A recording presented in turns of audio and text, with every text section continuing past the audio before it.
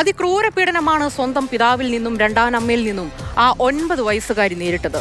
നീറുന്ന നോവ് അക്ഷരങ്ങളായി പുറത്തെത്തിയപ്പോഴാണ് സംഭവം പുറം ലോകം അറിയുന്നത് പോലും. വേദനയും വേർതിരിവുമില്ലാത്ത ലോകത്ത് ഇനി അവൾ വളരട്ടെ. എന്തൊക്കെ കാര്യങ്ങളാണ് ഈ സംഭവം പുറത്തു വന്ന ശേഷം നടന്നത്? രഘുനാഥ് നാരായണന്റെ റിപ്പോർട്ടിലേക്ക്. എനിക്ക് അമ്മയില്ല കേട്ടോ. എനിക്ക് രണ്ടാനമ്മയാണ്. എൻ്റെ വാപ്പിയും എന്നോട് ക്രൂരതയാണ് കാണിക്കുന്നത്. ഒരു ദിവസം പ്ലേറ്റ് സ്കൂളിൽ മറന്നു വെച്ചപ്പോൾ ഞാനൊരു പ്ലേറ്റ് ചോദിച്ചു.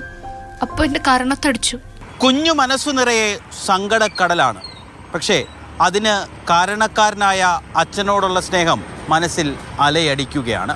കുഞ്ഞ് നിലവിൽ സുരക്ഷിതയാണ്. നമ്മൾ പോയി കണ്ടു കുഞ്ഞിനെ. അച്ഛൻ അങ്ങനെ ചെയ്തല്ലോ, അങ്ങനൊരു വിഷമം കുഞ്ഞിനുണ്ട്. എന്തായാലും അച്ഛന് കഠിനമായ ശിക്ഷയൊന്നും വാങ്ങിക്കല്ലേ, പക്ഷെ ഒരു വാണിംഗ് വേണം.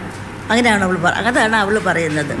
സ്കൂളിലൊക്കെ നല്ല അഭിമാനമായിട്ടുള്ളൊരു കുട്ടിയാണെന്ന് ടീച്ചേഴ്സ് എന്നറിയാൻ പറ്റിയത്. സ്കൂൾ ലീഡറായ 4ാം ക്ലാസ്സുകാരിയെക്കുറിച്ച് അധ്യാപകർക്കും മറ്റു രക്ഷിതാക്കൾക്കും നല്ലത് മാത്രമേ പറയാനുള്ളൂ. ഒപ്പം ഇപ്പോഴുള്ള അവളുടെ അവസ്ഥയെക്കുറിച്ചോർത്ത് എല്ലാവർക്കും ദുഃഖവുമുണ്ട്. ബുധനാഴ്ച നടന്ന സംഭവം ഞങ്ങൾക്ക് അറിയത്തുള്ളൂ. അപ്പോൾ പുറമേ വന്ന ആൾക്കാർ പറയും നേരത്തെ ആ കുട്ടിയെ വീട്ടിൽ വെച്ചൊക്കെ ഉപദ്രവിച്ചിട്ടുണ്ടെന്നാണ് പറയുന്നു. അവള് ക്ലാസ്സിലെ ഏറ്റവും മിടുക്കിയായ കുട്ടിയാണ്. അനുഭവക്കുറിപ്പ് എഴുതുന്ന സ്വഭാവമുണ്ട്. അങ്ങനെ അവൾ അനുഭവക്കുറിപ്പ് എഴുതി വീട്ടിൽ സൂക്ഷിച്ചിട്ടുണ്ടായിരുന്നു. അത് ഈ സംഭവമായപ്പോഴേ അതിൻ്റെ ഗ്രാൻഡ് പേരൻസാണ് ടീച്ചറെ കണ്ട് ഇന്ന കുറിപ്പ് കുട്ടികൾ അവിടെ കയ്യിലുണ്ട് എന്ന് പറഞ്ഞു. അത് പോലീസിന് കൈമാറുകയും ചെയ്തു. കുഞ്ഞിൻ്റെ സംരക്ഷണം ഇന്ന് ശിശുക്ഷേമ സമിതി ഔദ്യോഗികമായി അച്ഛൻ്റെ അമ്മയ്ക്ക് കൈമാറി. ഇന്ന് ആലപ്പുഴയിലെ ഓഫീസിൽ അവരെത്തിയപ്പോൾ മാധ്യമങ്ങൾ പ്രതികരണത്തിന് ശ്രമിച്ചെങ്കിലും പ്രതികരിച്ചില്ല.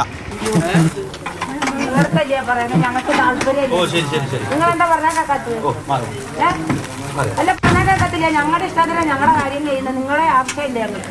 നിങ്ങൾ വൃത്തിയായിട്ട് പോകും. മാനേജ്മെൻ്റ് എന്ന രീതിയിൽ കുട്ടിയുടെ മുമ്പോട്ടുള്ള വിദ്യാഭ്യാസവും ചെലവും ഉൾപ്പെടെ നമ്മൾ എന്തെങ്കിലും തരത്തിലേക്ക് പോവുകയാണെങ്കിൽ അത് ഏറ്റെടുക്കാൻ മാനേജ്മെൻ്റ് തലത്തിൽ ഞങ്ങൾ ബാധ്യസ്ഥരാണ്. ഞങ്ങളത് ഏറ്റെടുക്കുക തന്നെ ചെയ്യും. സ്കൂളിൻ്റെ നിലപാട് തന്നെയാണ് പറയുന്നത്. ജമാഅത്തിൻ്റെ നിലപാടും കൂടെ തന്നെയാണ്. സ്ഥാപന സംരക്ഷണം വാഗ്ദാനം ചെയ്തു. കുട്ടിക്ക് സ്ഥാപനത്തിലോട്ട് മാറുന്നതിന് വിഷമമുണ്ട്. കാരണം കുട്ടിയുടെ അമ്മ മരിച്ചത് കുട്ടി ജനിച്ച് 7 ദിവസം കഴിഞ്ഞപ്പോഴാണ്. അപ്പോൾ അന്ന് തൊട്ട് ഈ പിതൃമാതാവാണ് കുട്ടിയെ സംരക്ഷിച്ച് വരുന്നത്. അപ്പം കുഞ്ഞിന് ഈ പിതൃമാതാവിനെ മാറ്റി വേറെ എങ്ങും പോകുന്ന താല്പര്യമില്ല. എനിക്ക് എൻ്റെ ഉമ്മയുടെ കൂടെ മാത്രം കഴിഞ്ഞാൽ മതിയല്ല.